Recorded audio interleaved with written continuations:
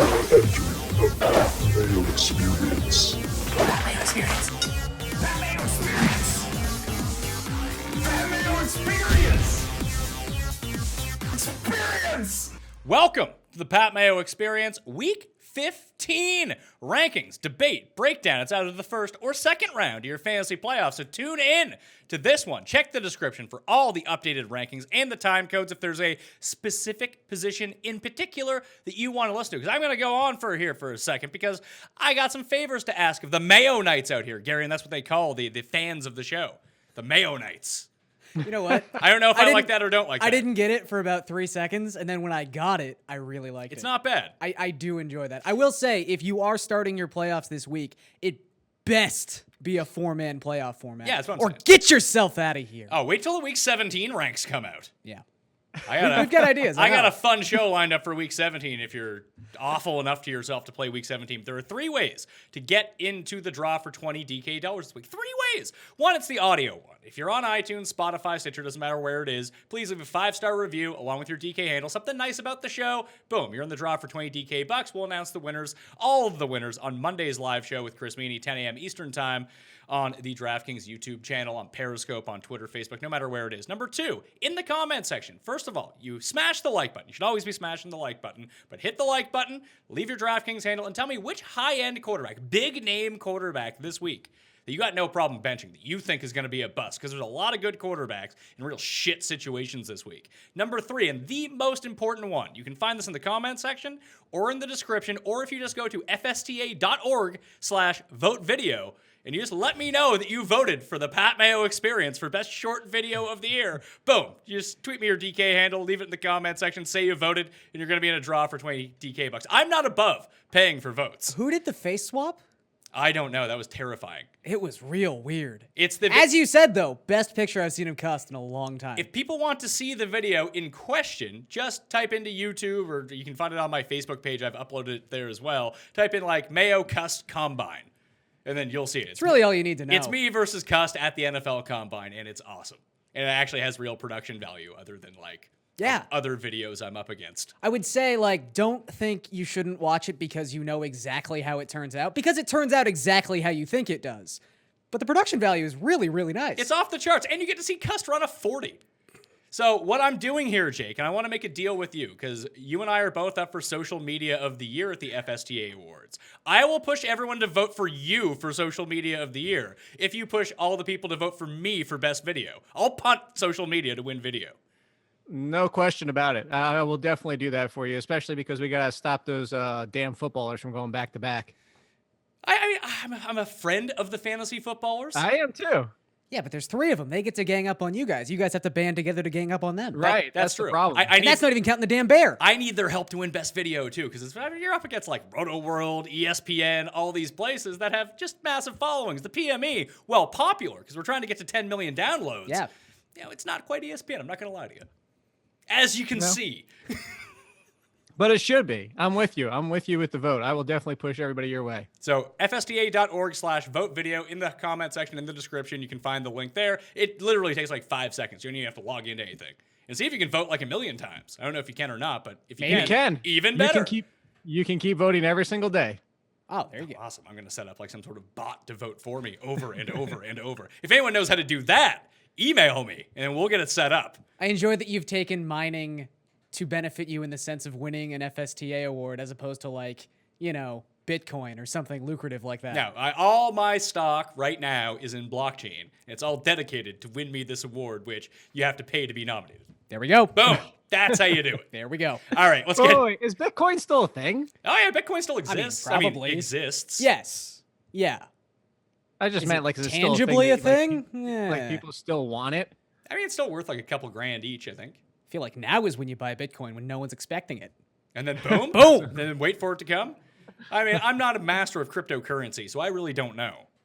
But blockchain is where it's at. I still think that has a future. Okay. It's a good What is technology. blockchain? It's a security data mining system. Like, it's going to be really good for encryption in the future because everything can be hacked.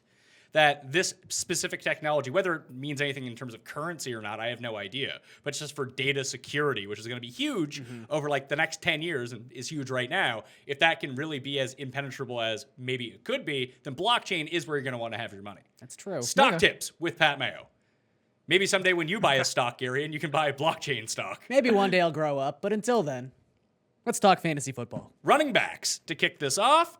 I have Melvin Gordon out of the rankings right now. Now, he's limited in Tuesday's practice. He may play. Shockingly enough, I will update the rankings if he plays. So probably I have Spencer Ware and Donta Foreman. He might be back this week, although you're not playing Donta Foreman, so it doesn't matter. It just hurts from Lamar Miller if he ends up being active here. Probably out Melvin Gordon, Eckler, Garion Johnson, Breda, James Conner, LaShawn McCoy, Isaiah Crowell, Corey Clement was placed on IR. Some of those guys may play, but for these rankings in particular, they're deemed as out. And again, I will update them, which you can find in the description here, all the updated links. I'll update them at the end of every day and before the Thursday night games, before the Saturday games, and before the Sunday games. Number 1 in the rankings, I got Todd Gurley, then Zeke, Berkeley, McCaffrey, Chubb. That's the top 5. I got Kamara at 6 because that guy terrifies me lately. Joe Mixon, Leonard Fournette, Justin Jackson, and David Johnson. Very quickly, because it's going to be the Thursday night game. If Gordon sits and Eckler sits, Jake, we'll go to you first. Is Justin Jackson too high or too low at number 9? I would say Justin Jackson's a spit too high. I don't trust him quite that much. But who, like, they have some guy whose name I can't pronounce as their new backup. Yeah, but it's still, I know, I'm looking right now. I like the Jalen Samuels usage. I know that he only had 12 carries, but they used him in the passing game. That's what we like to say. I'm going to trust him in that offense more. I'm still going to trust Philip Lindsay more.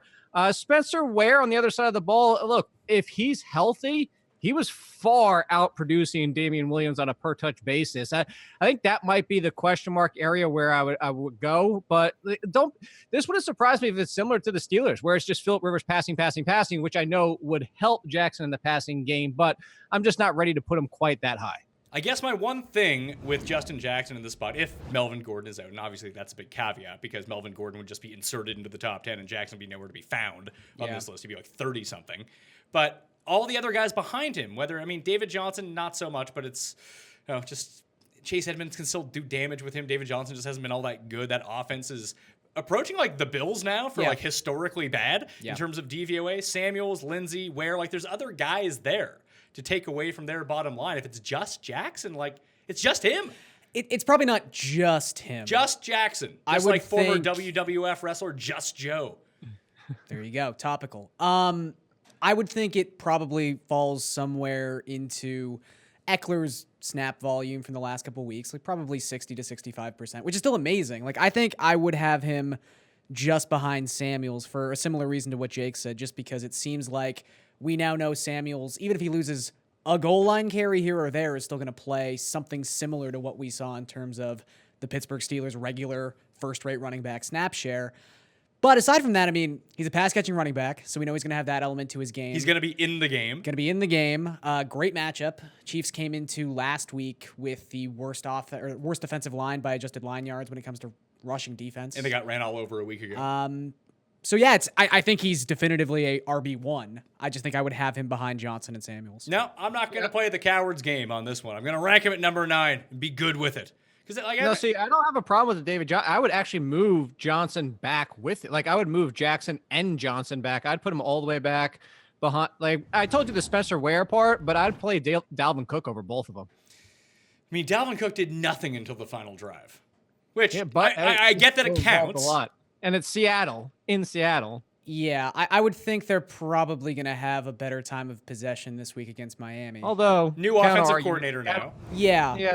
Seattle had been one of the worst teams, if not the worst, against the run so far until that game. So saying it's Seattle doesn't mean that much anymore. Yeah, their offensive line is the Pits, and we know that. But at the very least, there really wasn't a whole lot of situations where Dalvin Cook wasn't on the field in that game. Not that they had a ton of snaps, but he had a majority of them, and he was also hyper involved in the passing game again. I don't think I would play Dalvin Cook ahead of Samuels or Jackson, but maybe you're right, Jake. I guess I would actually play him ahead of David Johnson at this point. I'm just done with that offense. Yeah. I can't see myself. Like, you're still going to start Johnson. I don't think there's a lot of ways to get out of that. But if I can avoid playing any Cardinals player, I think I would try and do so. Yeah, my home league, I had Zeke, David Johnson, and Kareem Hunt 3 weeks ago, and I was like, good luck, suckers, and not anymore. I guess the one thing with David Johnson in this matchup, what do you have, 8 catches last week? Yes. That's now their entire offense, and he's going up against Atlanta. Yeah, I mean, that's the redeeming factor, and Atlanta has bled targets to running backs all season They're not long. the worst. The Indianapolis Colts have Yes. given up the most receptions to running backs. They have Atlanta surpassed is now them. second last. I mean, that's true. Because, again, I would say that he got, 19 yards off of 8 catches? But that doesn't matter. We just care about the catches. That's a quick 10 points. Yeah. And you hope I'm that he just gets the so goal line work. unenthused. I- Yeah, I'm what, un- but I'm un- what goal line work? Yeah, that's This fair. is like Frank Gore is the Dolphins' goal line back. What did I read today? They've had 8 plays inside the 10-yard line this year. That sounds about right. Maybe the 5. Maybe the 5. Maybe the 5. It's Arizona and Miami just both don't get inside Miami the only 5. scores 69-yard touchdowns. That's how we do. So the rest of the rankings, Ware, Cohen, Cook, Lamar Miller, Jeff Wilson Jr., Aaron Jones, that awful Mark Ingram, ranked by Fantasy Pros consensus rank at number 19. Then James White. I do think that James White, maybe Devlin's the back you want to play, but James White against the Steelers makes the most sense to me of all of the New England running backs. I have Sony Michel at number 23. Yeah. I mean, Michelle's probably going to get his 12 to 15 touches. And get his touchdown stolen. Well, yeah, it's the thing. If really James we can Devlin. joke, but Devlin seems like he's that guy. And we already know they're very accustomed to running those like weird dig routes on the goal line anyway. They love throwing to Edelman in that capacity. It seems like they've finally decided to like, hey, there's only 3 games left in the season. We might need to fight for a bye. Do you want to play Gronk? And he grunted, yeah. And then they decided they'd start playing Gronk. Even playing him on defense now. I know. He's playing more than ever. I think this is to your point, I think it's a Gronk, Edelman, James White type of game. I mean, the one thing against the Steelers, at least they've been somewhat decent against the run. You brought up Devlin even ruined Sony Michel by getting a holding call. Yeah. Or whatever the call was. That's true. That he got his best play of the day got called back because of Devlin. I ranked Devlin this week. Where is he? Do we worry, though, that Pittsburgh's just been 59. so horrific that New England gets up in this game? No, I'm not too concerned about that. Maybe New England does get up in this game. But it's probably just a high-scoring game. Yeah. It's the highest game on the Sunday main slate by 6 points in terms of over-under. It's the Say only 50, 56? 53. Okay. There's no good games on the Sunday main slate. Ugh. It's all primetime games. Well, I guess when you put Saturday the games. Chiefs and the Rams in primetime, you're already fighting an uphill battle. Oh, wait, you're telling me the Jaguars and Redskins aren't up there? No, unfortunately not. They're the second. They're the second highest of the week. Oh. 26 points. Hard under. So is there anyone inside that top 20 that you would move out, move in? Like I have Chris Carson at number 21. He doesn't catch passes. I know. It's a real problem. I know, but I'm looking at him versus Lamar Miller. I think I'd rather play Chris Carson. Really? Lamar Miller also doesn't catch passes. Yeah, but he's playing the Jets, and the Jets are horrific against the run. Yeah, but I just think, again, we've reached a level. And I even mentioned this when I wrote up the showdown slate for Monday night. The ceiling for Chris Carson is super boring. I get it. Like, he has to score a touchdown. Yeah, but he hit his ceiling on Monday night. Exactly. It was like 15 points. And that's why it sucks. But his floor is 14 points, it seems like. So you've got a weird situation where I think he's so entrenched as just a good RB2, where Lamar Miller is so sporadic. And even his ceiling. He had one game where he broke off a giant run. That's really all he's done. Houston never passes to their running backs. It's like 12%.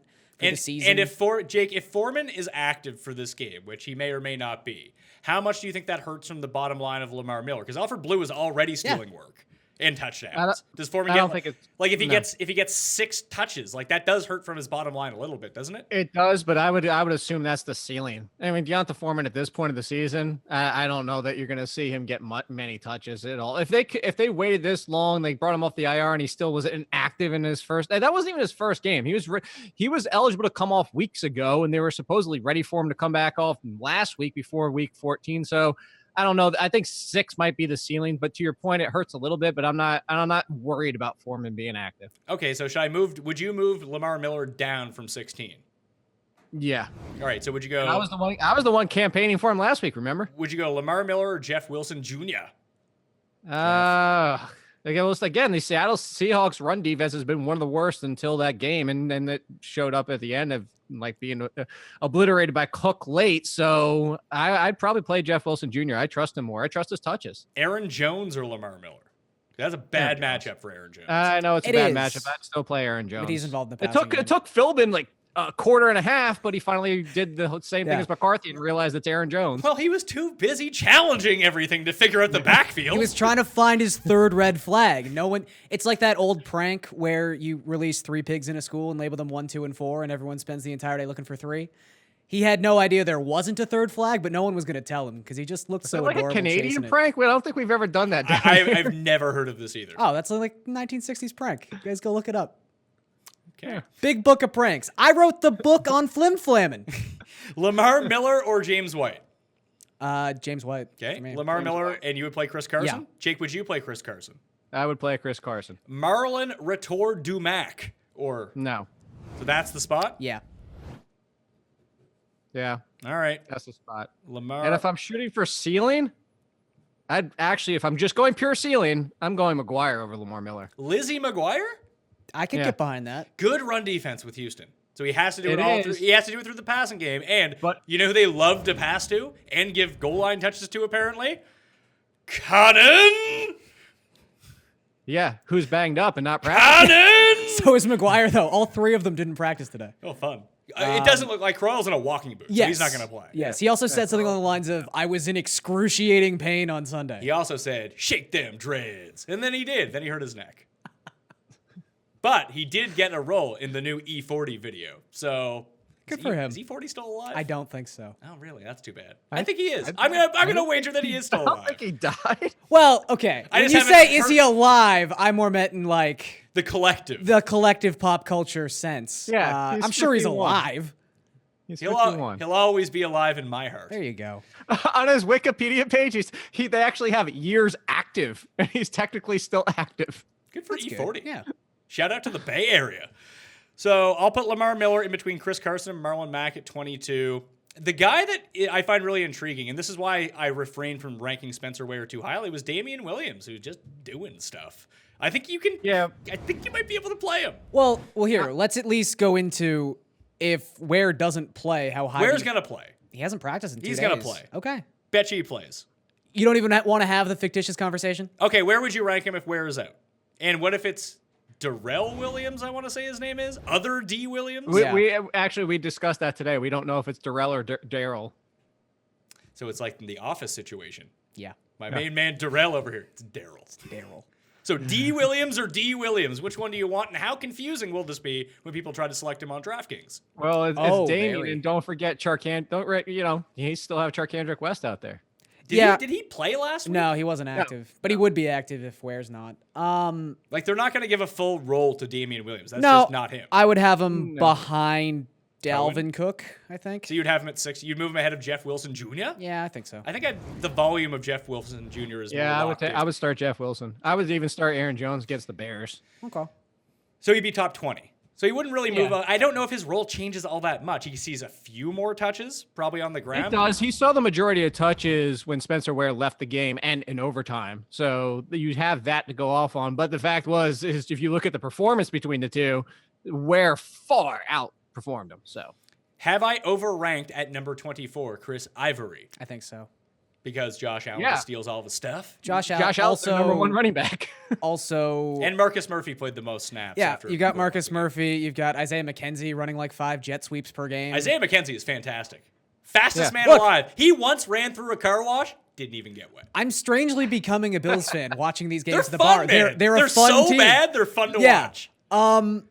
Yeah, I don't want any part of Chris. Like, right. what's the best case scenario for Ivory? He scores a touchdown. 20 carries, 67 yards, and 2 touchdowns. Yeah, I would think he's probably more in line for like 13K. Like, why would the Bills suddenly start using Chris Ivory like they weren't using Shady? When Shady was hurt earlier in the year, Chris Ivory was like kind of effective with Josh Allen.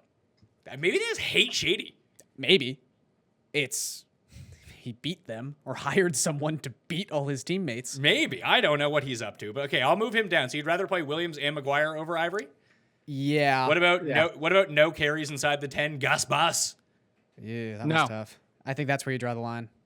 We were going to get to that one. All right, so I'm going to put Ivory down. We move Ivory down and put Ivory ahead of Edwards at number 26. Let's talk about Edwards for a second. The only reason I've ranked him ahead of Kenneth Dixon is I feel like now we're into a situation from earlier in the year when Alex Collins was getting all of his goal line work stolen by Buck Allen, but now that's just Gus Edwards, who's not used in the passing game whatsoever. And now it's Lamar Jackson and Kenneth Dixon and Ty Montgomery just chipping away at his work. But if you told me that one of these guys is going to touch the ball 15 times, the answer is Gus Edwards. Yeah, but So he needs to break one. sure. Yeah. I would just think You want to bet Dixon versus Edwards touches? Yes. $1 million. Okay. $50. Okay. Edwards is going to get $1. Okay. Edwards is going to have more touches.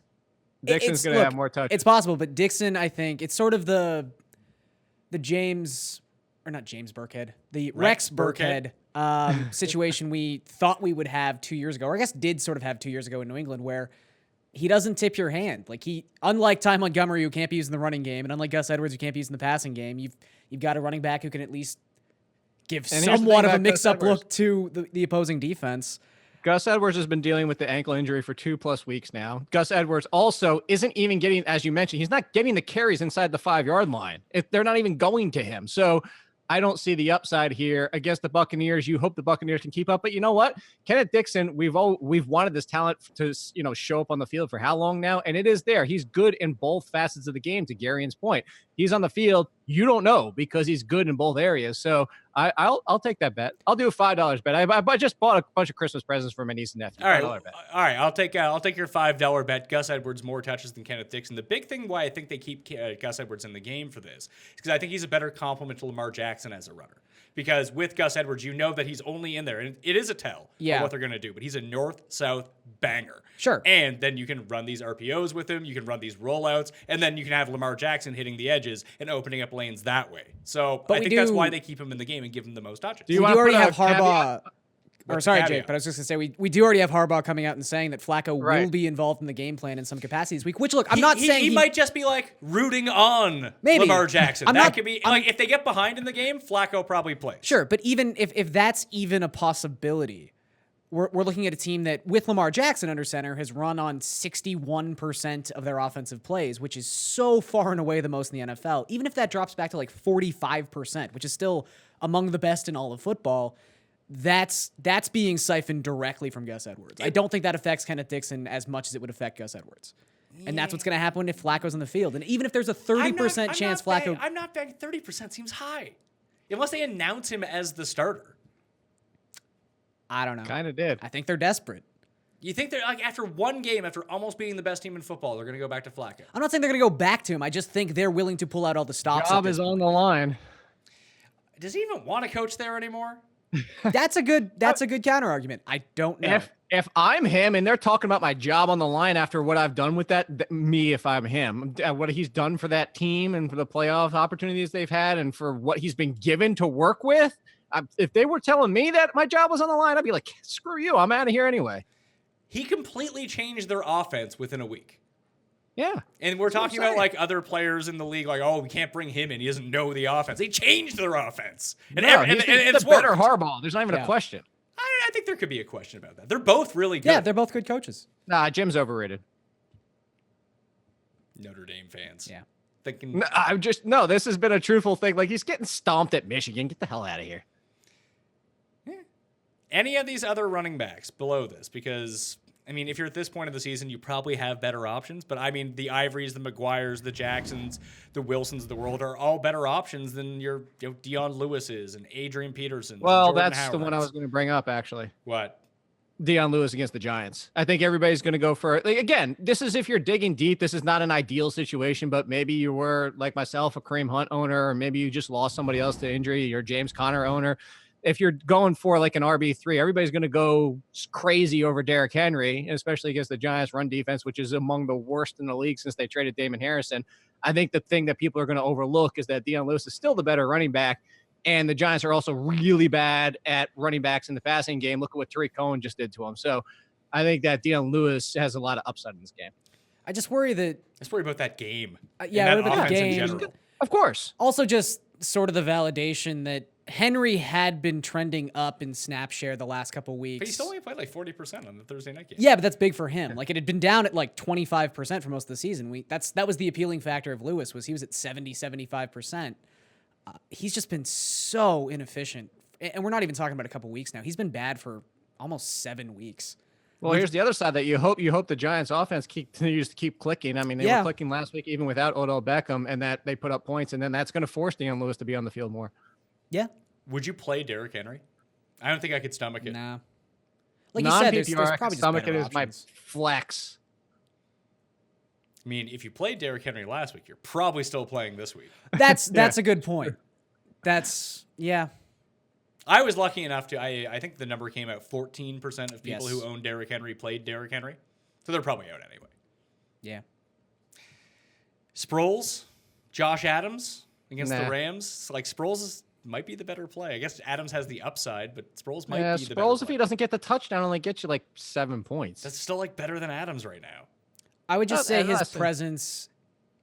What Sproles does is exactly what we thought he was going to do for the 13 weeks he wasn't here. Just eat into everyone's Yeah, overall upside. he just ruins every other running back in that backfield's upside.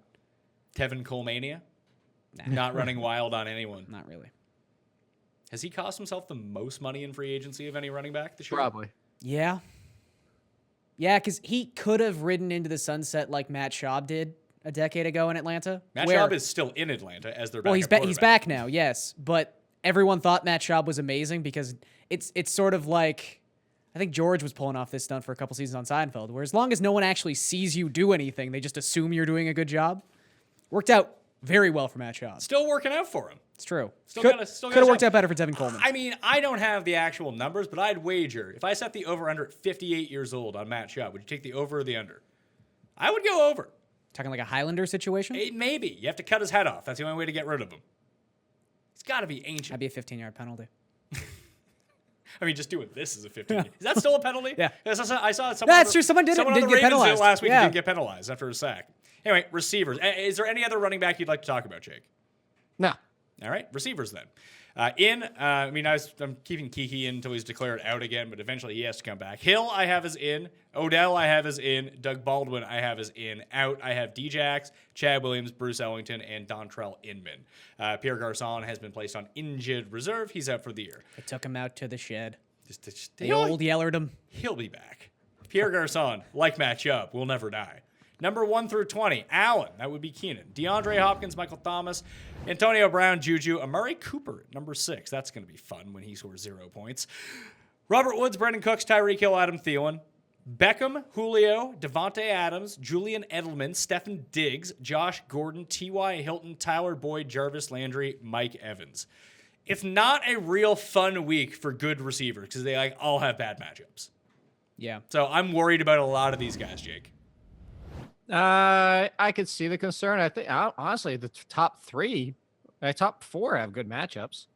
I meant like the Julios, the Adams, Beckham. That range. Yeah, like the Well, you got the 2 Rams receivers both have a great matchup, so that's good. yeah, they're both inside. Like everyone after, like Tyreek Hill has a good matchup too. Thielen has a pretty good matchup, but like 11 through 20. I mean, Hill doesn't have a great matchup. He's got to face Odell's Casey. got a good matchup, especially if he gets Malcolm Butler.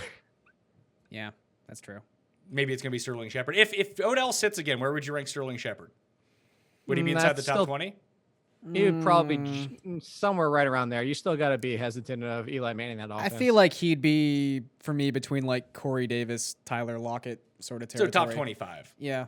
yeah, Is there, that's fair. I mean, this offense is Saquon Barkley. Let's be honest. yeah. Yeah. Is there anyone from that top 20 that you would boot out? Out?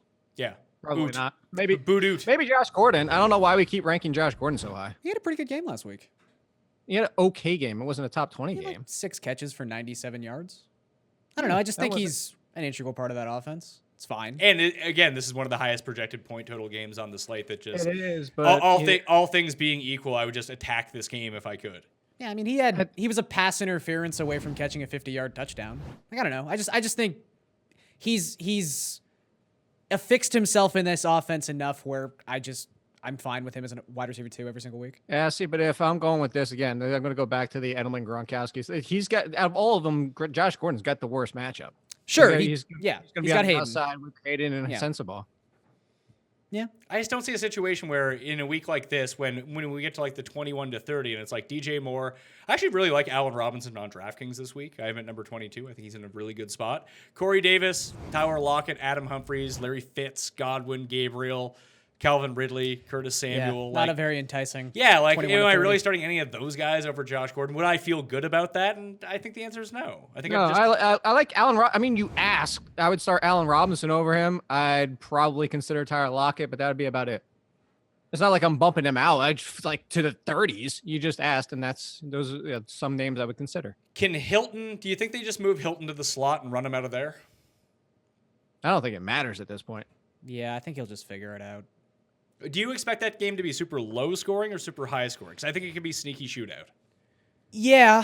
Or Dallas's defense just comes and obliterates the Colts. Like they did against the Saints. Yeah. I mean, it's certainly possible. But the one thing is, you would hope that the Colts saw that game and took some notes from it, because they're not all too dissimilar when you talk about having a strong offensive line. And I mean, honestly, the backfield is what really got shut down too. So I think you look for ways to beat them, and you go to T.Y. Hilton in this game. T.Y. Hilton, Ebron, be on your way. Yeah. Yeah. Actually, that's the one thing is the Cowboys against tight ends. That's one way to attack them. So that should definitely help Ebron. DJ Moore, the best of the Panthers receivers, or do you like No. Curtis? You like Curtis? I was Samuel actually going to more? bring that up for a You- specific reason. You like Samuel more? 100% more. I would actually flip-flop them, and I was writing about them today in my piece because, you've got Devin Funchess is now down to 4th on this depth chart, which means you want the slot wide receiver because you have Marshawn Lattimore, who's going to be on DJ Moore, which ever since the beginning of the season when Lattimore said he was pressing too hard, he's been back to a shutdown corner. Lattimore and DJ Moore makes you want Samuel out of the slot, exploiting PJ Williams. So even if Samuel moves outside, he's not going to get the Lattimore treatment most likely. All right, I will flop those. I'll move Curtis Samuel I'll move him to 22. I'll move up Allen Robinson one spot to where DJ Moore was. I'll move DJ Moore down to 30. Calvin Ridley is in a good spot this week. I just have no faith that he's going to come through for me. He was in a good spot last week too. Yeah. It's just hard to trust any non-Julio entity in that offense. I guess Austin Hooper too, but Hooper's part of the problem where it just seems like he's a lock for 6 to 7 targets a week. Julio's going to get his double-digit share. It's just tough to have a third guy. Yeah. Yeah. Again, like you need to have him inside the top 35, 36 just because he has the ceiling that not a lot of players have. But, yeah, it's not great. I have Kenny Golladay at number 34. Is there any Lion you could play this week that you would feel good about? Nope. Lions D? Lions D, maybe. They're a fringy play. Yeah. Like, you might have to play him, but it's not good. No. It's not looking great for him. No. I actually, the bold call I had for Fantasy Pros a week and a half ago when they said do the rest of your season bold call was that Kenny Golladay wasn't going to finish inside the top 30 wide receivers because he has Patrick Peterson, which was last week, Tre'Davious White and the Bills this week, and then next week, just brain farted. Who they got next week? They just got a terrible matchup again next week. Oh, the Vikings. Oh, yeah, that's not good. Yeah. Yeah, I mean, but the guys right after him in the rankings, I have like Robbie Anderson, Dede Westbrook, Deshaun Hamilton, Mike Williams, Dante Pettis, and then like the Bills guys. I have Robert Foster, the highest of the Bills guys. I think that's fair. I would think that Slay takes out Zay Jones. Probably. Yeah, No, I mean, it's true. I mean, the usage of McKenzie pushed Zay Jones to the outside, which done. See, Zay Jones, we don't want anything to do with you anymore. that's why I have Zay Jones. I mean, he had the 9 targets, and I think he had 4 drops. He Yeah. almost threw a touchdown, but I have him the lowest of the Bills' 3 wide receivers. But I have no Bills wide receiver higher than 40. Like I like Josh Allen, but I'm not too sold on the whole passing attack with the Bills. No, but it's possible. I mean, in any Buffalo game, it's possible they get down and get a negative script. Even without LaShawn McCoy, maybe they're more prone to throwing the football. Harry knows after today that I love number 37. Yes, Jake does. Do you like Deshaun Hamilton more than Cortland Sutton? Because I think a lot of Cortland Sutton's problems last week was Richard Sherman, who everyone laughs at, but is still really good. Still very statistically sound Nope. this season. And the fact is Deshaun Hamilton, the fact is one of the best, if not the best slot receiver in this draft class from last year. And that was the usage, it was like the potential that he had. He got injured. But if you look at this game, even if, you get the situation with Ward out, Carey's still been very good this year. And you're looking at the matchup again, you want the weaker corners usually in the slot. I'm going with Hamilton this week. I'm going with Hamilton over Sutton again. I would. And I know a lot of people say I'm crazy. Maybe I'm wrong. Maybe Case Keenum opens things up this week like they want him to, which I really hope you know what you're asking for there. But Case Keenum, so far, what he's been this season, I'm looking for the targets, the short yards, and that's Hamilton. I mean, they haven't thrown for 200 yards in 3 straight games. That's so good, if you right? are trying, yeah, it's great. So if you are trying to mine the highest floor of these 3 receivers, I mean, And Patrick PPR had especially. 10 targets too. I mean, I would feel like that Hamilton's would go probably gonna- back to Sutton this sure. week. And that, I mean, You're right, because Potential. Sutton came out. there's also a potential that Sutton doesn't play. I mean, he didn't practice today. It's a short week. It's Tuesday. He'll be fine. I'm just saying. He'll be fine. Give him some cortisone. He'll be fine. But yeah, I mean, look, what's the upside with Sutton?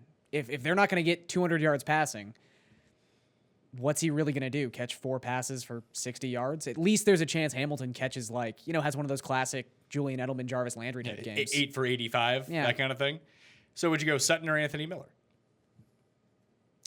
I would take Miller. Okay. Would you go Sutton or Kenny Galladay? Sutton. Sutton. I just don't. I think Kenny Galladay's. All right. I don't even want him. Would you go Robbie Anderson or Cortland Sutton? Because the noon one may or may not play. Yeah, I think I would probably go Robbie. Yeah, D.D. Westbrook or Cortland Dede. Kessler's got an eye for him. Sutton? Ooh, he's got the eye. Got the hots for D.D. Would you go Deshaun Hamilton or D.D. Westbrook? Yeah, I would go Deshaun. I would play Deshaun over Deshaun. DD. Deshaun. Would you go Deshaun or Robbie Anderson? Bayshon. I would go Bayshon. I think I'd go Robbie Anderson there. All right, so I'm going to move Sutton to where? Would you go Cortland Sutton or Mike Williams? Sutton. I might go Actually, Mike maybe Williams. in that game Actually, against the Chiefs. the biggest thing, the reason I hesitated is because I love this potential for a touchdown from Mike Williams, and he has been getting the touchdowns and the looks, but the snaps last week were still almost twice as much for Tyrell. But, Like, I he mean, has to your point, Mike Williams, when he's been on the field, has been used, though. Right, but that's what my point being is it's almost kind of asking for like the Seahawks efficiency is he needs to be used while he's out there because I think the snaps were only like 37 or somewhere around there last week where Tyrell was all the way up in like 60. Yeah, or he's almost a 55. tight end at this point. And they are I think they're still the slowest paced team in the league. So if we're talking about a 60% snap share, that could be 30 snaps. I would think they may have to pick up the pace this week. If they get Or they might have to do they do the opposite and go full Ravens on them. Yeah. I mean, they're going to try. Well, so if to we're your point, talking that might non-PPR. not be successful. Non-PPR, I would go with Mike Williams, but since it's full point PPR, I won't. Okay, so I'll move Sutton down to in between Deshaun Hamilton and Mike Williams. I'll just go Hamilton, Sutton back-to-back, 36 and 37. Sure. You've sold me on Hamilton in his floor and potential upside over what Sutton brings to the table in this potential matchup. Any other receivers you want to talk about? Let's say Tyreek Hill sits. Do you bump up Chris Conley? Do you bump up Demarcus Robinson? What do we do? Someone else is active this week. Kelvin Benjamin, who I'm not playing. No, I wouldn't play Kelvin Benjamin either. But, I mean, I guess Conley you'd over have to Robinson, have obviously. Conley. Would they become like a must start, though? Because I don't know if they do. I mean, I'm looking at the tier again from 21 to 30 with just how unspectacular all these names are. Like, would you play Chris Conley over Calvin Ridley? Yeah, I would. Really? I would just take the best Chiefs receiver. Or not even, I mean, the best Chiefs receiver is obviously Travis Kelce. But if you're telling me Conley's going to have to play every single snap of that game, which he probably would be in a situation where he'd have to, yeah. I mean, how is that? When was the last time that offense didn't throw for 300 yards? I mean, Someone's gotta get him. I'm with you. It's just I don't know that Conley has the ability to overcome Hayward. But with you to your point, I mean, it might be 12 targets and he only catches 3 of them, but those 3 end up being valuable. The Chris Godwin. Yeah, Yes. I'm not out on it. I think this is a really nice week to go back to Chris Godwin because everyone's mad at him because of last week busting his chalk. The 10 targets are still 10 targets, and this is a really bad tough matchup. matchup. But Did you they're know gonna how have many to of those throw. were catchable? One. 0? One. It's Garion's right. It was 1. It was the one that he caught. So 100% catch rate for Chris There you go. Godwin. Boom. Anyone else you want to talk about here? It should be noted. Last week I was a little off Dante Pettis. I was scared off of it, but clearly he is now just their number 1 Y receiver. That's Good for another Dante one. Pettis. Mullins had the eye for him. I mean, he's had exactly 7 targets in his last 3 games. His snap volume went from 93 to 84%. They just seem to have no interest in playing Goodwin. And Kyle Shanahan even addressed it after the game, essentially saying we're going to play the kids. So I'm still hesitant because, Gary and I talked about this on the podcast. I worry about I'm the upside. in that matchup No, against Seattle. I worry Yeah. about it because of this matchup, because him and Trent Taylor basically split slot duties last week, which means what we've seen so far this year from the Seahawks as time and again, the slot corners struggle against the Seahawks every single week. So when he does his damage, it's most likely going to have to be on the outside, which is certainly doable, but that kind of worries me with the ceiling for him this week. Crowder, Doxton, they were great against prevent defense with Josh Johnson. Yeah, no, I'm okay. No. All right, let's move on. I guess Stills is the number one in Miami Yeah, now. Stills. Stills or Isaiah McKenzie. I ranked Stills one spot above Isaiah McKenzie. I really want to find a way to start Isaiah McKenzie. I Just be fun to cheer put for. him as a sleeper this week. I mean, could you play him over Elshon? Can you play any Eagles receiver? Ugh. If I was forced, I might. Like I have Elshon I'll the highest. He's 42. I was gonna say no because he's got Talib. Yeah. So Tate if I was doesn't play. forced, I will know. I was gonna say if I was forced, I would take Tate. But to your point, that's why I went when I was about to say it is because it's the snap count. I think I would still go Tate. This honestly, sort of like how last week we were talking about some things don't mean value opening up for bad players. It just means more value to good players, like with Saquon Barkley. This just feels like a game with the corners at full strength on the Rams that Zach Ertz gets 17 targets. And the targets he doesn't get go to Goddard. Or Sproles. But what if, or Sproles? What if Goddard just pass interferes everyone down the field? Quarterbacks. I got not Sanchez, Samchez. Ryan Tannehill, Ben Roethlisberger, and Lamar Jackson is all playing. Joe Flacco probably out or not starting at least with his hip and general terribleness. Number one, Patrick Mahomes. Remember all those people that wanted to bench Patrick Mahomes last week? How did that work out for you? Rivers at number two. I had Rivers really low last week, and guess what? He didn't do anything. Yeah, it was the first week he didn't throw for multiple touchdowns. But this is the shootout game. Yeah. It has to be. Yeah. Like, if you can't use Rivers in this matchup, I don't know where you're using him. Ben, you just roll him out. Ben at home against the Patriots. Terrible secondary. Go for it. 50 throws. Breeze. He's this week's Andrew Luck. Breeze, Goff, not scared of Goff. Luck, I am scared about. Cam Newton, Brady, Josh Allen, Deshaun Watson, Russell Wilson, Dak, Trubisky, Aaron Rodgers, Kirk Cousins, Carson Wentz, Baker, Lamar, Marcus Mariota, Matt Ryan. Okay. QBs in bad spots this week. So this is the giveaway. So like the episode, leave your DraftKings handle and tell me which one of these guys you had the least amount of faith in. Cam, I'm scared of. Oh, yeah. Both injury and matchup.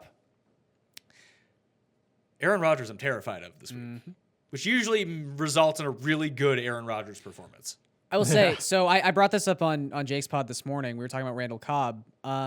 Bryce Callahan is going to be out for this game. So that does weaken that secondary a little bit, but they're still very good. Now Sean McVay only knows 10 of the 11 starters on the Bears defense. But that's about it. Would you play Josh Johnson over Aaron Rodgers? No. No, I would not.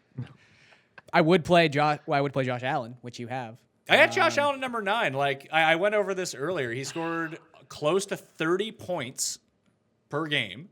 I mean, DraftKings points. So take away the 3 rushing bonus. But so he's scoring like around 27 points per game over the last 3. And just on rushing yardage alone, not rushing touchdowns, just rushing yardage. And eventually this is going to come crashing back to earth, and he's not going to rush for 70-something yards. Right. But he's averaging 2.8 passing touchdowns and rushing yardage over the past 3 games. So if he does anything else, he's a top 5 quarterback. Yeah. So I put it in here. Like, Detroit has a pretty good rushing defense to begin with. There's no LaShawn McCoy, so you figure he might run a little bit more here.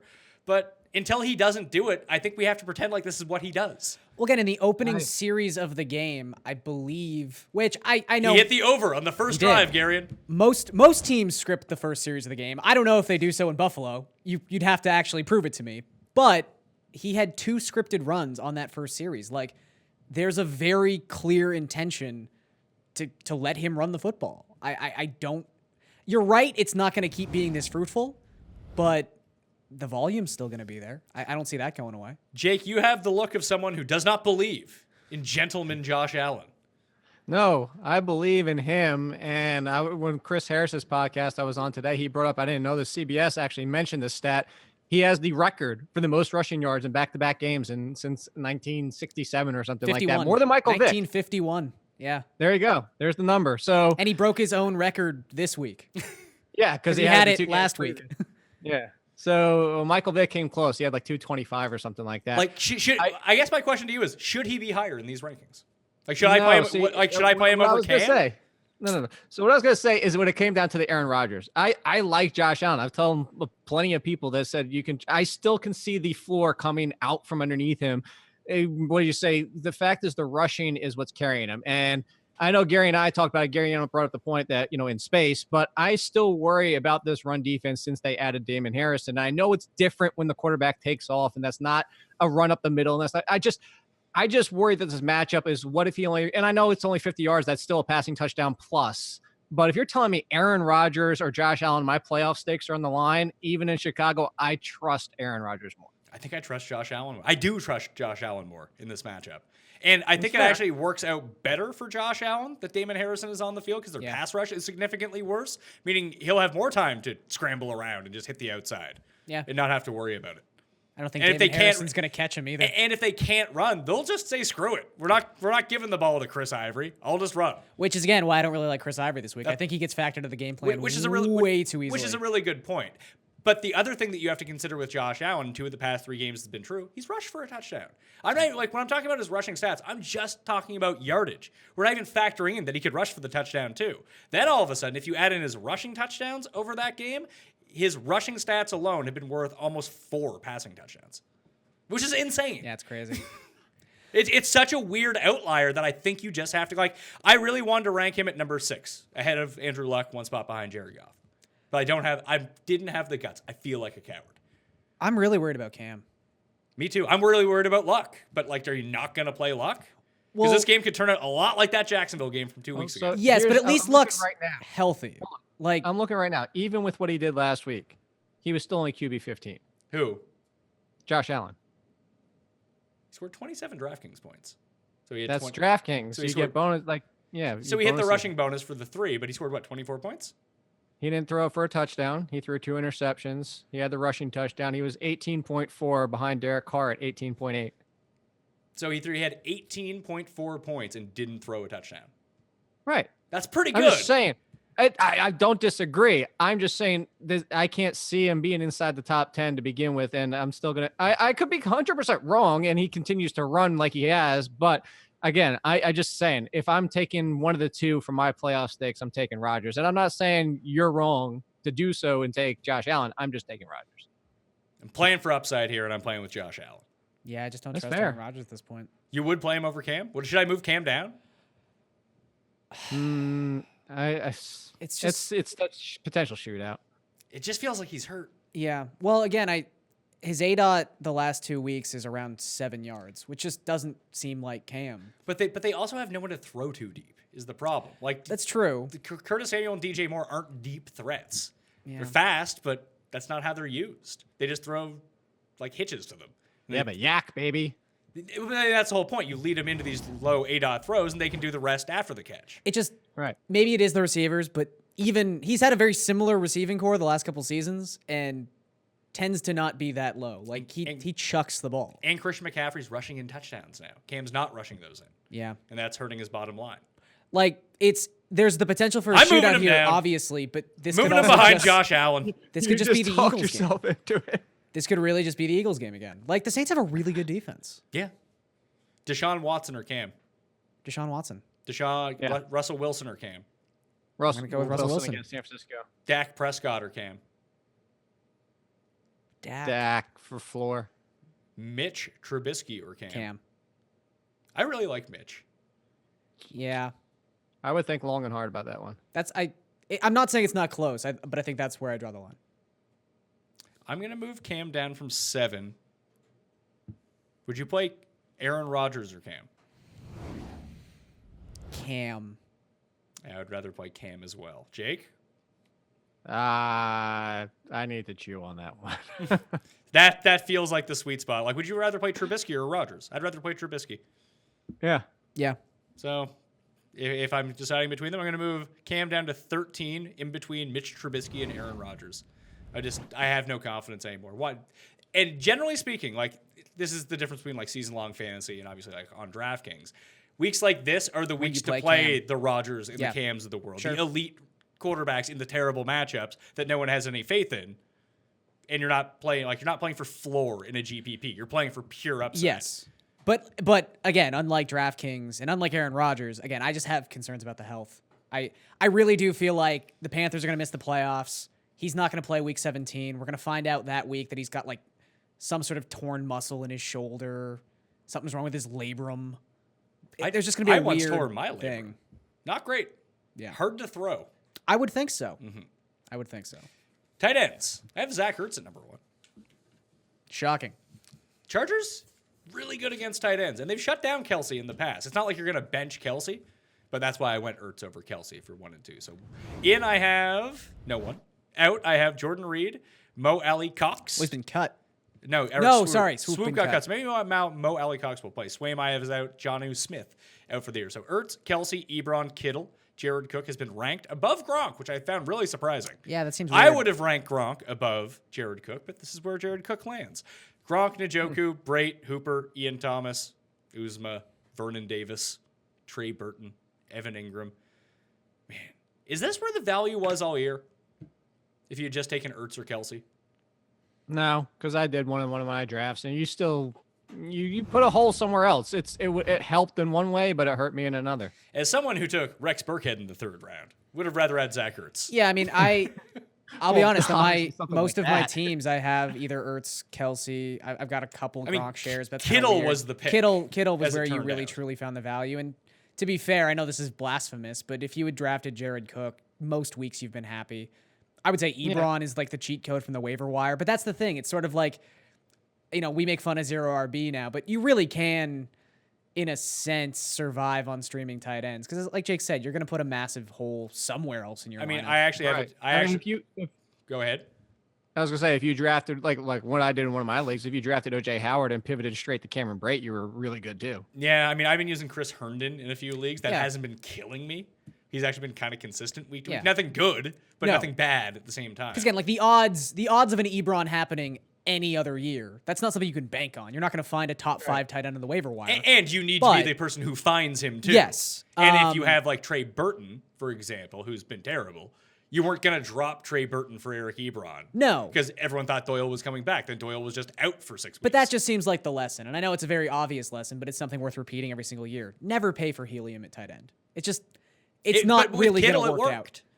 I don't even know if he really ever caught helium. That was Burton who was like It was zipping but up draft I think boards. Kittle's ADP, Jake, you can correct me if I'm wrong on this. I believe it was number 5 at tight end.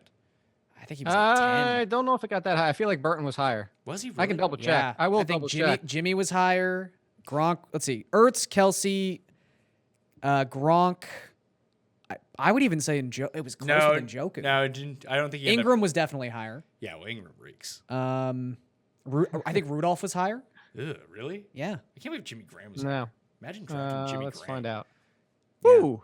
I don't George know. Kittle, tight end, 15 Yeah. off the board, What? He never caught helium. It was weird. behind Tyler Eifert. Ooh, that's rough. That seems bad. Wonder where OJ I ranked. Howard, Njoku, Doyle, Reed, Burton, Walker, Rudolph, Ingram, Walker. Olsen. I forgot about reverse Delaney order. too. I took Delaney in a yeah, bunch of spots. that's fair. I love Delaney this year, but What do you do with Ferkster? Can you play him? I have him at number 20. no. I don't have that I do highest have a amount of confidence. desperation sleeper. All right, hit me. It's not Ferkster? No, Hardly in knew her. PPR only. Blake Jarwin, only because I said desperation. I saw your face. I prefaced this with desperation, only because caught every single one of his targets. And if you look at the matchup, they just let the Texans go 14 of 14, I think it was, or 12 or 12. They caught every single target to the tight end and let Griffin actually have a really nice yeah, day. Ryan Griffin So did have I'm a just nice saying. day. How much did that have to do with no Kiki and whoever the hell filled in for him got hurt? Joe Webb. And then Joe Joe Webb was playing wide receiver. Yeah, and then Joe No, Webb was that- just in the that game. was part of the factor, but all of their tight ends, I'm saying all 3 tight ends caught every single pass coming their way. I'm just saying matchup wise, it was already good to begin with before what the Texans did. Again, desperation, Yeah. PPR only. 7-7 for Jarwin last week. There's a little bit of a connection start. They've been looking for a tight end option all year. I would say too, in the exact same vein, and this could very well just be because, the Rams don't often get behind as much as they were on Sunday, but they threw the ball, I think it was 77% of the time, which seems like they'll go back to Todd Gurley in week 15, but Gerald Everett finally played more than 50% of the snaps. He saw 7 targets. And I mean, it's not even that hard to really connect the dots here. McVay's been very open about how much he likes Gerald Everett. They drafted him in the second round last year. So we could be seeing that transition point where Everett now is just the guy who plays a majority of the snaps over Higbee. You know who was the idiot who ranked Jordan Reed and Kyle Rudolph over George Kittle? Pat Mayo. Oh, these rankings. Yeah. They're so bad. You know, I'm surprised. They're so bad. I'm surprised you don't have your boy higher. You love ranking Ben Watson high. Yeah, I mean, Dan Arnold could be back this week. I have no idea why he Yeah, wasn't I playing don't know why last he week. wasn't inactive. No, but the Carolina Panthers have been one of the worst against tight ends. This is your chance, Pat. Tough game to play. They have so many fucking people. Did want to ask though. Like it's so ridiculous. We did this last week. I don't know where. For you, he would probably still be ahead of Kittle, but is Gronk now in the class of tight ends you would play over Jalen Samuels? I'd go Ertz, Kelsey, Samuels this week at tight end. Okay. I'd go Ebron still. I just think it's such a great matchup for Samuels that Yeah, you treat him as such. I think it's fair. He's probably like a top 25 play overall this week. Minus quarterbacks, obviously. Yeah. Defenses. I got Buffalo at number 1. You know who's bad? Detroit. Yeah. Not good. Bills, Texans, Bears, Jags, Ravens, Broncos, Lions at Buffalo. Seattle, New Orleans, Cleveland. Then I have Atlanta at number 11. I think if there's like 1-2 stream, I guess Cleveland's a better stream because they're still available. They might be owned in your league if people are setting up. Atlanta, you can play against Arizona at home. Oh, yeah. And that one is like 1% owned. They're the perfect combination because unlike Tampa Bay, who turns the ball over a ton but gains a bunch of yardage, Arizona turns the ball over a ton and doesn't gain any yardage. It's really a beautiful combination. Do you have any sleeper Ds, Jake, or is it Atlanta as well? No, yeah, the Cleveland was going to be one of them, but you have them pretty high, so I'm on board with you with that one. I would actually go, if you want to talk about the matchup ones, I go the Titans over the Giants. And you always have the risk of the Eli Manning turnover game. I'd rather roll the dice with that than the way that the defense for the Giants has been playing. You still talk about Mariota. He's too like that's the thing that we complain about Air Mariota all the time is he's too cautious. So if I'm going for potential crazy turnovers, I'm gonna still attack the Giants and Eli Manning and go with the Titans defense. But the Giants defense has an excellent turnover to defensive touchdown rate the last 2 weeks. that is true. Yeah. Yeah, I think defense is pretty cut and dry. You've planned for this part of the season. If you go to my rankings right now, I actually have next week's defensive rankings in there as well. If you do want to plan ahead, assume like you're going to win. You got to do that. Like if you're not like, even if you lose in week 15, you have to think that you're going to win because you're still playing. Even if you're a massive underdog. I got Jonah. I knocked off the Miz in League of Leagues, Meanie and I. Oh, you beat the Miz? Well, It was a low-scoring affair, wasn't it? we actually ended up scoring the most points of the week. But, okay. but it came down to Chris Carson versus Russell Wilson. Our Chris Carson won out. We were not feeling great about it going into the game. Yeah. So Were you scared when he ripped off that 40-yard run and it wasn't 100% sure if there was any defenders left in the field? Yeah. So we got Jonah this week, who's in first. He has Barkley and Gurley. I wish the Barkley would not have turned out well last week, but the Gurley would have. But he was on Did bye. he trade for Barkley? Nah, he had the number 1 pick in the supplemental draft, so he got the top. He got the top rookie in any sport, so he took Barkley. We did the same thing last year by getting Fournette. Mm-hmm. And we still have stupid Fournette, who gets hurt and suspended. So now we have like Jeff Wilson Jr., Chris Carson. Kittle saved our ass. Yeah. Big time. Yeah. 40th round pick. George Kittle. There you go. That's why you had him 15 in your ranks. Yeah, I guess so. Yeah, I wasn't too high on him, but that's There you like go. the best team that we have because we took him so late. He was like the last tight end off the board. All right, any final thoughts about week 15, sirs? I just can't believe it's week 15. I know. It's coming to an end. Yeah, Oh, you get to talk baseball again soon. That should be fun. I do. It's a big day for baseball. Winter meetings is happening. Oh, boy. Stuff's happening. Oh, man. Yeah. I can't wait. If only I owned a garage so I could leave my car running with me in it than care about the winter meetings in baseball. Whew. Jake, are you doing baseball this year? Yeah, Oh, that's every single year. That's a fucking bummer, man. It's funny is I used to be about 5-6 years ago. I was more baseball than football, and it's been a steady progression to now where it's probably like 80% football to 20% baseball. Of how much I care. Yeah. I went from FSWA finalist for Baseball Writer of the Year to not watching baseball. What was your article called again? Trending. Trending. It was an awesome Right. article. Yeah, that was fun. I used I to like that love one. writing that one. That's before people knew what Twitter was or analytics were or Yeah. sabermetrics. I was way ahead of the curve on that one. Then everyone started doing it, and I was like, baseball's stupid. I hate this.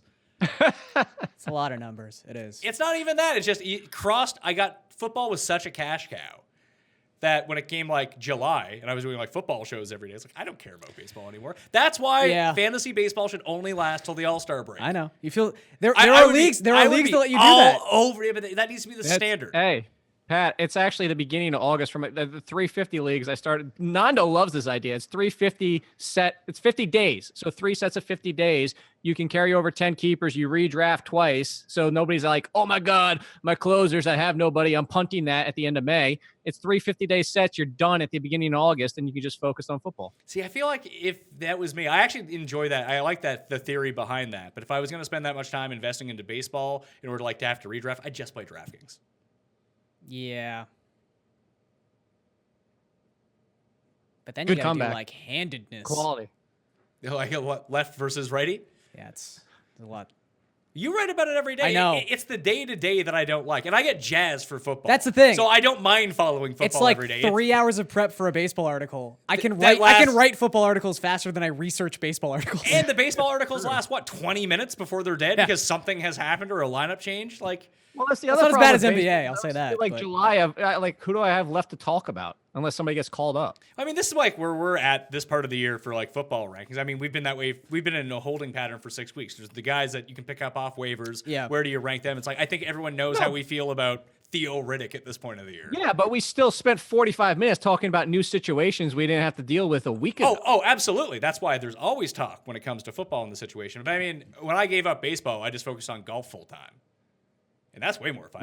That was your cash cow move. That turned out to be a big cash Yeah. cow. But football pays the bills for everyone. Oh, sure.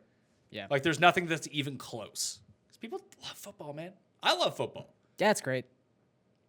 It's great. Every Sunday when I get up and I'm like, it's almost over. Then we get to the bar And we get and here. I'm watching football. like, I'm even if real jazzed. Fun fact for like 90% of the Sundays that we come in and do the live show, we'll be live this week. Yes, we will. And I was hungover for most of those. I'll probably be hungover again this week. I get here and I'm fired up. It helps with the cold weather now. Yes. The nice brisk breeze in your Yeah. face when you wake up. That You're just is like, all right, helpful. let's go. Yeah. It's time to put in 16 hours of football. I right. actually used that 8 mix channel for the first time last week. What is it? Oh, just like an 8 box? TV, they have 8 different games all on the one chat, like basically like having 8 small TVs. So I had that on the main TV, and then I had the red zone on the second TV. It was like I should have been doing this the entire year. It was the greatest. You got to keep moving your focus around, but you can focus enough to pay attention to the hot stuff, especially with the red zone on the side. I mean, if you want to pay attention to the hot stuff, just put a picture of me up on your wall, Jakey. There we go. How we do it, we go to the bar and we have 6 TVs in front of us. I have a laptop and an iPad. Yeah. We had bar controversy this We week. did have too. bar controversy with the games. Very heated the moment we walked in. And we've been showing it for like the past month, and weird Euros are there watching stupid soccer. Yeah. Getting Lot me of very soccer. angry. And they're like cheering people falling down. It's like, all right, like time to leave. Probably time for us to go too. Jake, pimp your Patreon, because you never do that. Yeah, that's true. Yeah, it's at patreon.com/allinsports where you get the extra shows with myself, Joe Bizapia, and Chris Meany. And we do a YouTube special a month. You get the Black Book for free if you get to the highest level, all that types of stuff. It's good stuff over there. Yeah, and the All Sports podcast today was Garion Thorne for all the people that think we hate each other. I mean, just because you're on the show doesn't mean you don't hate each other. I have cussed on Oh, all yeah, the he time. doesn't Everyone know knows what he's my exit- nemesis. When I did the outro, you should listen to the outro, Garion. Oh, okay. I'll take a listen. I hate Gary. kidding. Bye. Gary, at Garion Thorne on Twitter. Yep. Yeah, follow my work mostly on the DK app and DraftKings DK Playbook. Live app. DK Live app. It's not just on the DraftKings app. You don't have like a salary cap of Garion articles you can read for the day. It's true. Can't afford it. Too good. Too good. Can't fit them in your They're all lineup. the highest Yep. priced articles. They're all priced at $51,000. DK Live app for all Garion's work on Twitter at Garion Thorne. You can follow me at the PME, Facebook, Instagram, and Twitter. So, Jake, we're going to make this exchange. You should vote for Jake for the FSTA Awards for Best Social Media. And don't worry about me. But for Best Short Video of the Year, vote for Pat Mayo at the Combine. You can find the link in the description or in the comment section, or just go to fsta.org/vote video. I wrote it down and everything. Oh, you have a different link and everything. Well, no, that's the video link. Yeah. That's Yeah. what I'm saying. Yeah, so for yours, it's probably, I don't know what the social media one is. Probably Vote I'm going Social. back- I would have to think. It's vote. It's actually Vote Social. Okay, so fsta.org. I did it! I cracked the code! Vote social. That's the guessing email approach of just type their first name dot last name at gmail.com and see what happens. Yeah. That doesn't work. You start with the first initial. There you go. Yeah. Smart. Mine is similar to that, but it has numbers in it. Yeah, that's the key. That's how you It's throw really, the people off. yeah. Oh, you have numbers at Playing DraftKings? with gasoline at that point. No, I'm not a DraftKings employee, so I do not have a DraftKings email. Oh. Just Gmail for old Pat. Low rent Gmail Pat. Although, if people do want to email it, I haven't been on it in ages, but I have the Pat Mayo experience at hotmail.com from Oh, yeah. 2001. Send your I complaints. still have a Hotmail. I still haven't figured out how to untie it from my PayPal because you have to go through like 17 steps to do it. I'm like, screw Oh, that. that's a bad. I still have my Roto Experts email linked to my Gmail, and I can't figure out how to unlink it. I don't know what that is. All right. I'm legally obligated not to talk about that. All right, that'll do it for the show. Thank you all for watching. Go vote, go like, get in the draws, and download the podcast. Check out the rankings. They'll be updated every day. Appreciate you watching. We'll be back next week for the Week 16 rankings and shows all the way throughout the week, live on Sunday, hungover, at 10 a.m. Eastern Time. DraftKings YouTube page, Facebook, Periscope, and Twitter, and the DK Live app. DK Live app. Pat Mayo. I'll see you next time. That Mayo experience! Experience!